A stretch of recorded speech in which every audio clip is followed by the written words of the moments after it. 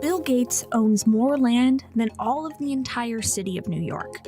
Jeff Bezos' land is double the amount, clocking in at 420,000 acres. John Malone, the largest private landowner in America, owns 2.2 million acres all by himself, a landmass slightly smaller than the island of Puerto Rico. America is enormous, yet 100 of the richest and largest private landowners in America own 1.86% of all the land available in the United States, the majority of their land being forests, ranches, and farmland.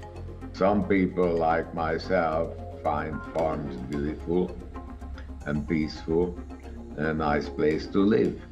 Land is only getting more valuable. In the mid-1990s, farmland was valued at less than $1,500 an acre, adjusted for inflation. By 2020, that number had grown to $3,160 an acre. It's expensive. So if somebody is desiring land, it is primarily people of wealth who can afford it.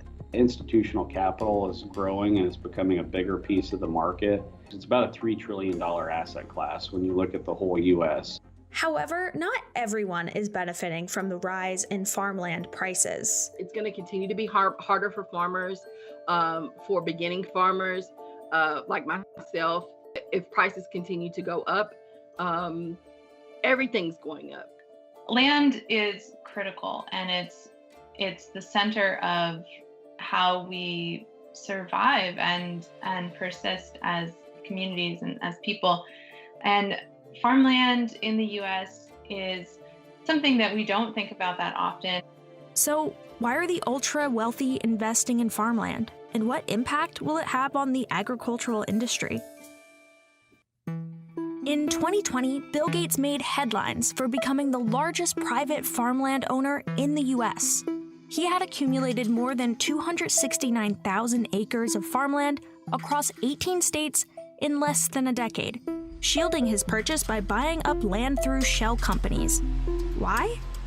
It's a good economic investment. That land has always been something that the ultra-wealthy people of real means have desired. It has great intrinsic value. Beyond that, it is a limited resource. They're not creating any more of it, and in fact, quite the opposite. We lose farmland all the time. In the United States, we're losing farmland at a rate of about 2,000 acres a day. It is not only more and more important over time, but we have less and less of it. So it's an asset with increasing value. Farmland values began rising in 1988, and except for the single-year declines in 2009 and 2016, values have seen a steady increase over the years. In the mid-1990s, farmland was valued at less than $1,500 an acre. By 2020, that number had grown to $3,160 an acre.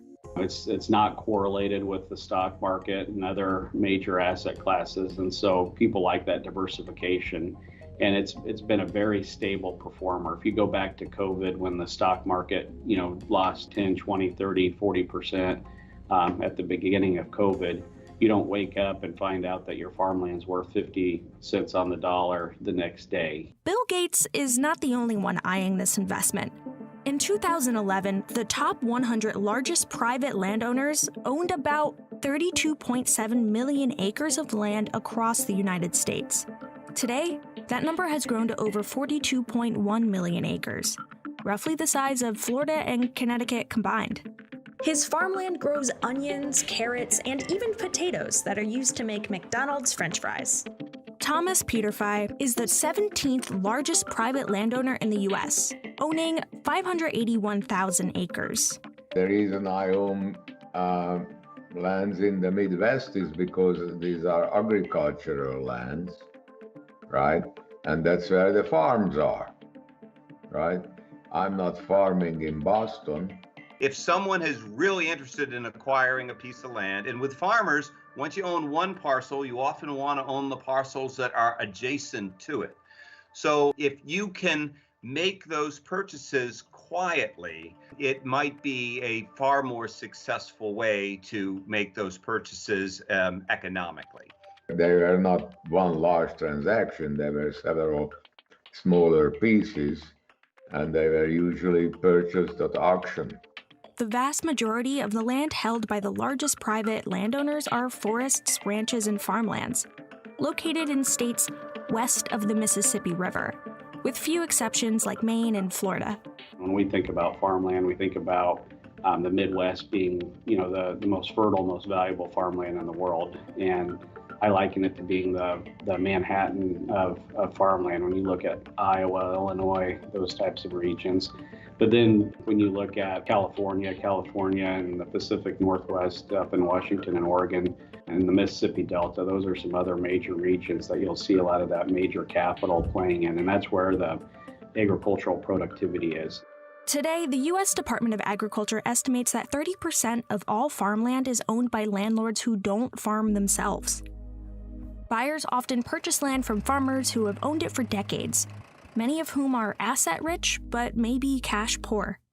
The way the market works is the land transitions primarily to the people who will pay the most money for it.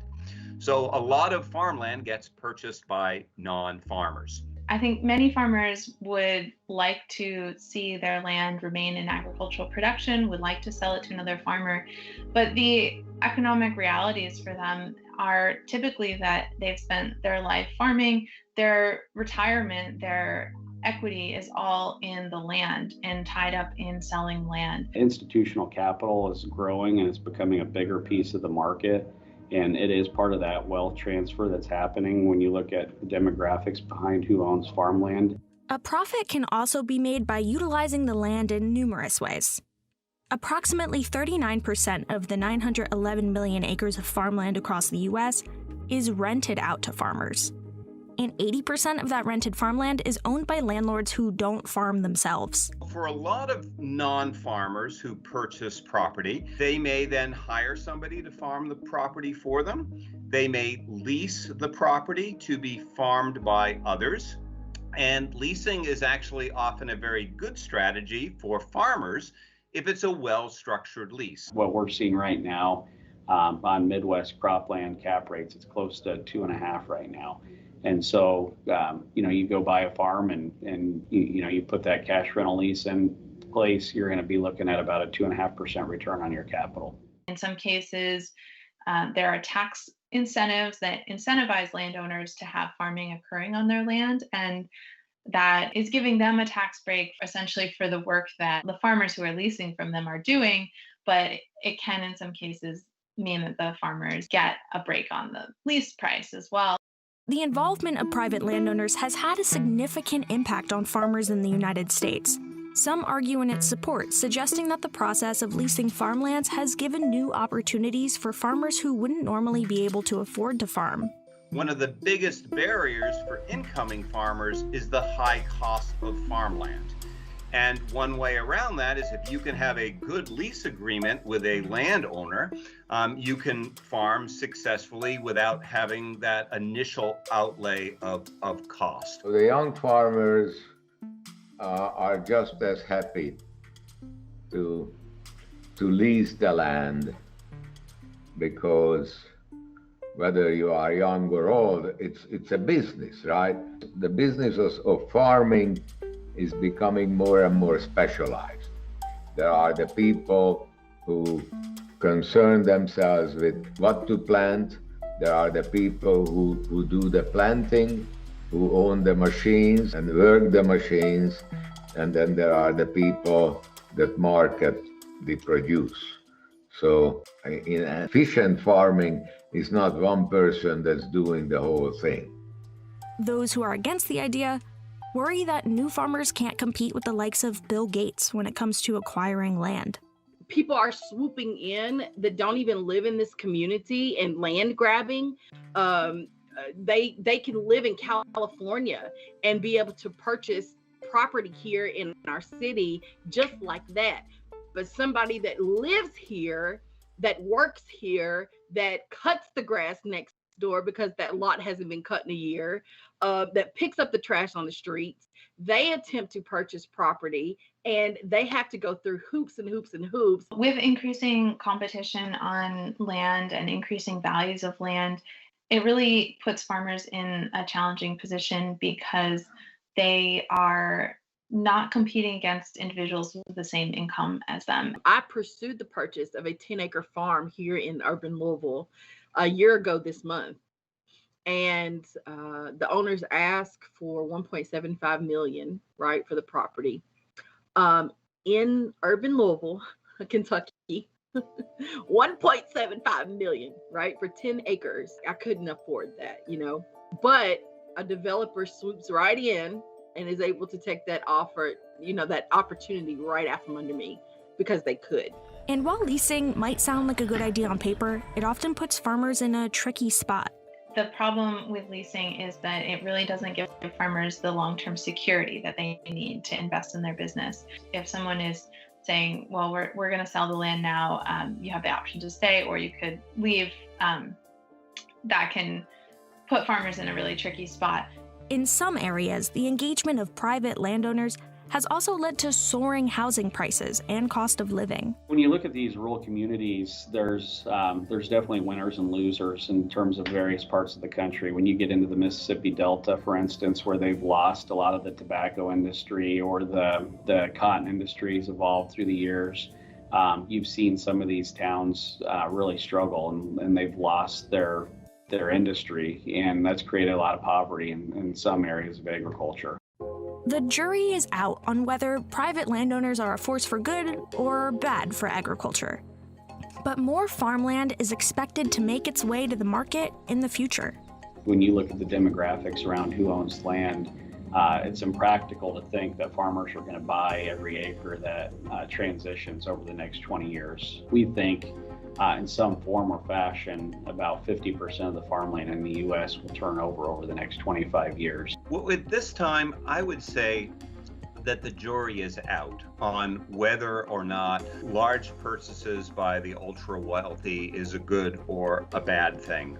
But I honestly do believe that having large land owners with the ability to look long term at the land and do what's right by the land and maybe be in a position to, say, lease the land to incoming farmers at affordable rates, that could all be positive. And so I'm hopeful it can be that. There are fewer and fewer farmers with every U.S. ag census, and there are a slight increase in the number of young farmers, but really at this point not enough to replace the farmers who are leaving the industry. So we need more young farmers and we really need to support them by making access to land possible.